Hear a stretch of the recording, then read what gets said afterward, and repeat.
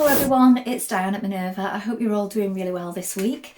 Today I'm going to share a sew along with you for a style arc dress. It's the Queenie woven dress. As you can see, there are different variations you can make of this dress with the sleeve style and different skirt. We're going to be making sleeve style 1 and the skirt with a frill. And what we're going to be using today is a Minerva exclusive silky chamoose, and this one is a design called Pressed Flowers. Now it's a beautiful rich shade of green with this delicate flower design going through it. It's really soft and silky, so I think it's going to make a really beautiful dress and would be great for a special occasion. Wash and prepare that fabric before we get started, and as always take a tape measure and check your sizing with the pattern. Now when you've done this, we're ready to go and begin cutting our pattern pieces together. So let's go and do that now. Here are our pieces for our dress. So this is the front bodice. You're going to cut one piece on the fold and make a note of the bust darts and the markings. Here is the back piece. You're going to cut one pair, make a note of the darts and the markings. The straight grain is this way. Here is the back neck facing.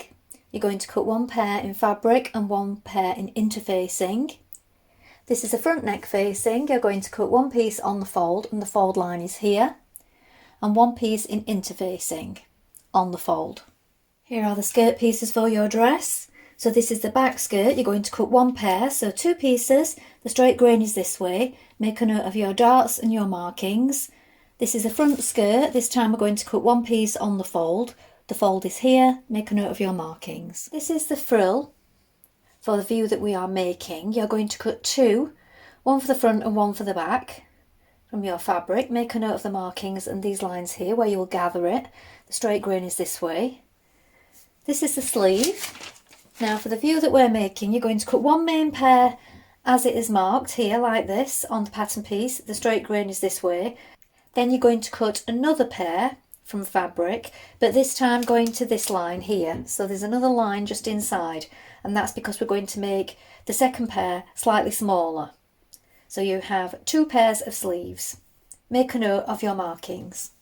Now we're ready to begin making our dress. So first of all, you want to wind half of your thread onto your machine spool and check your needle is sharp.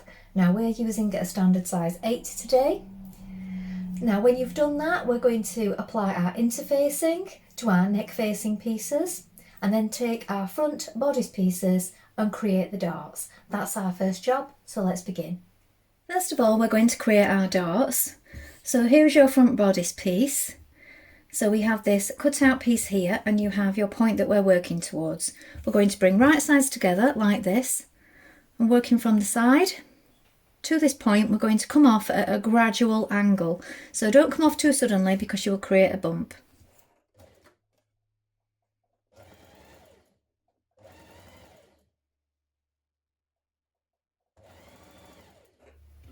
Come off without back tacking like this. Leave your threads running free, and then we're going to knot them down towards the point. When you've done that, we're going to repeat this step on the other side and press the dart down flat. Now take your back bodice pieces and repeat this step. So we're going to create the darts again, bringing right sides together and working towards the point.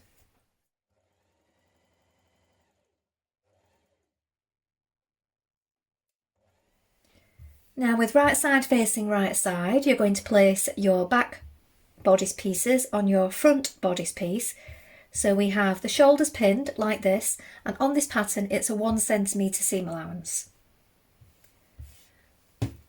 So that's shoulder seam in place, and then when you've done that you can overlock it and press it to one side. Alternatively you can zigzag finish it.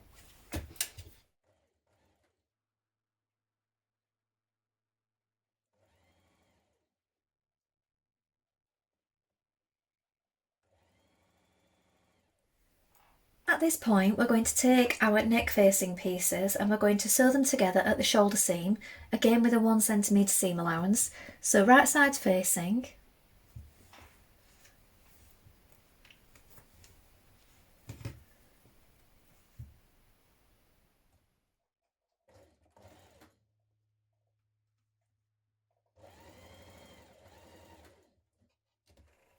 Now sew around the outer edge of your neck facing with an overlock stitch or a zigzag finish.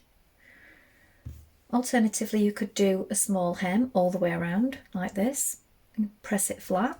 When you've done that, we're going to apply this facing to the neckline of our bodice. So you want to make sure that you've pressed the shoulders flat. I'm going to make sure that everything lines up evenly. So pin your neck facing in place all the way around, matching the centre front, centre back, shoulder points. I made a little notch at the centre front and the centre front on the facing. And once you've pinned it in place, we're going to stitch that in position.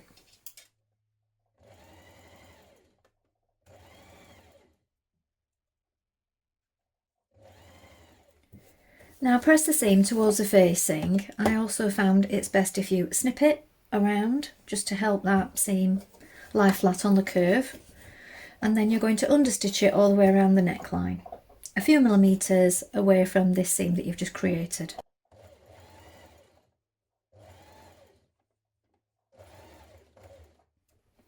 With right sides facing, bring your front and back pieces together at the side seams and stitch in place with a 1 cm seam allowance.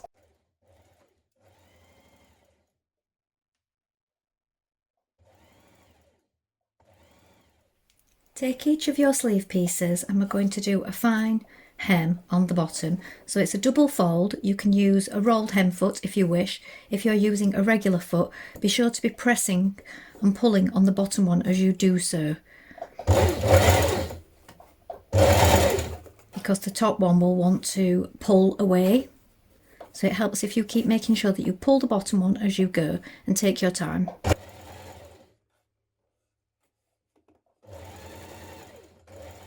So the underarm seams together on your sleeves, on each set.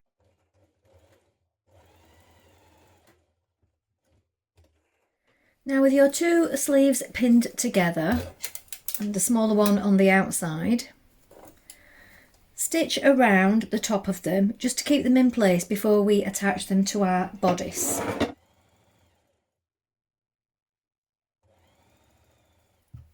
Now take your sleeve and make sure it's the right way around and place it inside your armhole. Match up the marking at the top with the shoulder. Match up the underarm seam with the underarm seam on your bodice. Make sure that the seams line up on the outer sleeve. Match up the rest of the markings, pinning it in place. And once you've pinned it the rest of the way around, we're going to stitch that in position. Stitch your sleeve in place.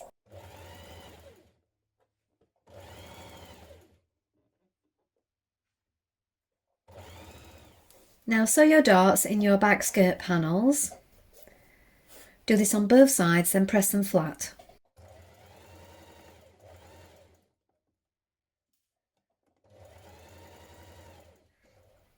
Now pin your front skirt panel to your back skirt panel at the side seam like this.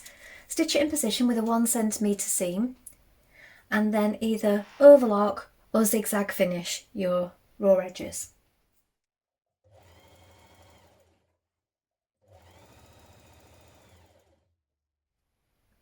At this point we're going to pin our skirt to our bodice, so we want to make sure that we match up the darts here, the side seams, the centre front point, pin it all the way around, and then once we've done this we're going to stitch that in place with a 1 cm seam and then neaten up the raw edges once we've done that.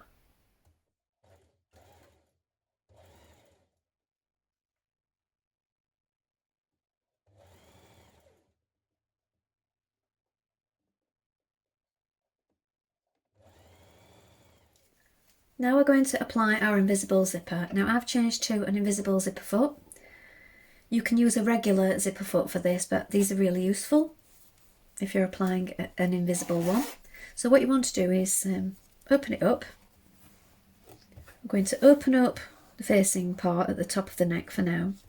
You're going to place the zipper right to the top of the seam there. So you want the plastic part right at the top. Now you can apply a hook and eye as well after you've finished, but if you're using an invisible one, they usually fit pretty nicely at the top and you may find you don't need that extra step. So place the top of the plastic just there. It's on the inside of the seam. Open up your coils if you're using a regular zipper foot as well, so you can get really behind it. The invisible zipper foot just holds it all in place. So we're stitching directly behind the coils here, all the way down.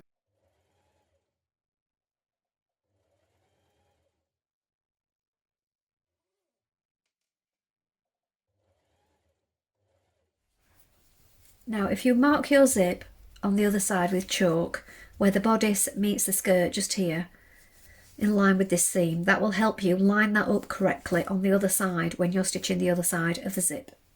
With a few hand stitches at the top of your neck, you can turn back the facing and just catch it down, folding it to the inside like this. Now change to your regular zipper foot if you haven't already.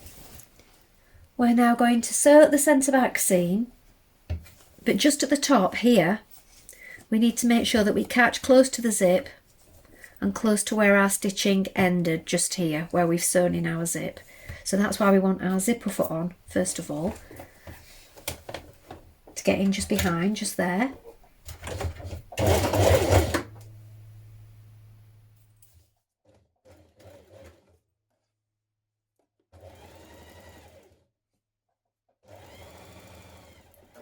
Now you're going to join the two short ends of your frill pieces together.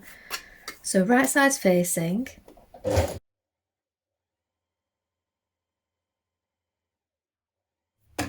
When you've done this, edge finish each edge, and then we're going to sew 2 lines of gathering stitches around the top of the frill. So you can do this 2 lines along the front panel and 2 lines along the back. That will make it easier to pull on your gathering stitches rather than just doing it all in one go. Now pin your frill to the bottom of your dress, making sure that you line up the side seams. Now I've found the centre point front and back and the same again on the frill, just so that I could gather it in quarters. Once you've gathered it, pin it in position. I did find it's quite slippery when you're pinning it on with the gathers, just purely because of the nature of the fabric. So just take care and make sure it's all even before you begin stitching, and then stitch it in place.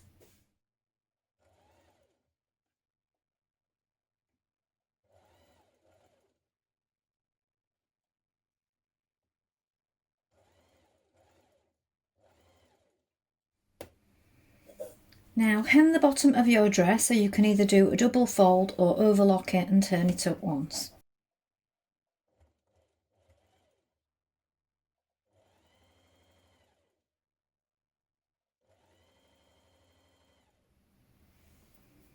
Here is the finished dress. I'll turn it around so you can see the back. So you can add a hook and eye on this version, but I didn't feel it needed it with the concealed zip because it meets nicely at the top and stays closed without. So that is entirely up to you if you add that step. I do like the details of the 2-tier sleeves. Well, I hope you've enjoyed sewing along with me today. I think this is a really lovely dress, and any of those special occasions like a wedding or a graduation or anything like that, this would be a perfect choice. I'm thinking of making it again for myself, for something I have coming up. So please let us know in the comments if you've made it before with any photographs, because we do love to see them, and it gives other people inspiration and ideas of what they could do with certain patterns. So it's always good to share. Also, take a look at the Minerva Craft Club if you'd like 10% off all your orders for a whole year, and create a free account with us to join in with our wonderful worldwide sewing community. Don't forget there are other variations you can make, so you can change up the top, the bodice part, the sleeve, make it look different, and also have the plain skirt, the frill skirt, or maybe even make it shorter. That's all from me for today, but I hope to be back soon with more sewing inspiration for you. Thank you so much for watching today. Bye for now.